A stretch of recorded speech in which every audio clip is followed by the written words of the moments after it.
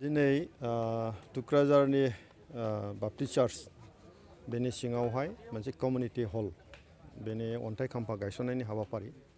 आरो बे कमिउनिटि हलखौ जोंनि बिटिसि सरकारनिफ्राय मानगोनां प्रमद बर' बिथाङा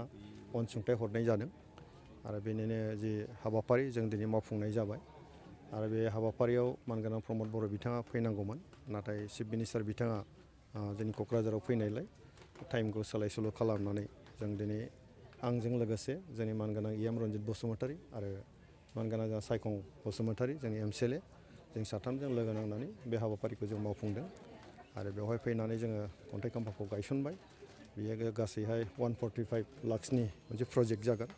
आरो आं मिजिंथिदों बे प्रजेक्टनि गेजेरजों नैबे ओनसोलावहाय जि कमिउनिटि सेन्टारनि जे मोनसे अभाबमोन बेयो पुरन जागोन आरो खामानि मावनायाव खोब मोजां मोनसे थासारि फैसिगोन जोंनि मानगोनां चार्चनि दैदेनगिरिफोर ओनसोलनि आइ आफा रायजो राजाफोरनिसिम आं गाहाम हामलायनाय बावदों बिटिसि सरकारनिफ्राय बयनिसिमबो गाहाम हामलायनाय आङो फोसावबाय आरो फैबाय थानाय समावहाय जोंनि ओनसोलाव नैबे हाबाफारिनि गेजेरजों गोजोन थासारि आरो सुबुंनि खामानि मावनाया मोजाङै जाफुंलांगोन होननानै आं मिजिंथियो আমাৰ টুক্ৰাঝাৰত বাপ্টিষ্ট চাৰ্চৰ যিটো কম্পাউণ্ড ইয়াত এটা বিটিচি চৰকাৰৰ তৰফৰ পৰা 145 লাখ টকাৰ এটা কমিউনিটি চেণ্টাৰ বনোৱাৰ কাৰণে চেংচন দিয়া হৈছিলে ইয়াৰে এটা আধাৰশিলা যিটো স্থাপন কৰাৰ কাৰ্যসূচী আজি আমি পালন কৰিলোঁ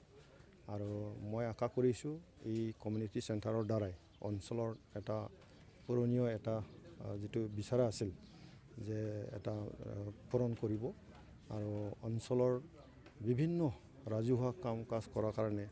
মেল মিটিং পাতিবৰ কাৰণে কিবা এটা আলোচনা কৰিবৰ কাৰণে যিটো অভাৱ আছিল সেইটো পূৰণ হ'ব আৰু ৰাইজৰ এটা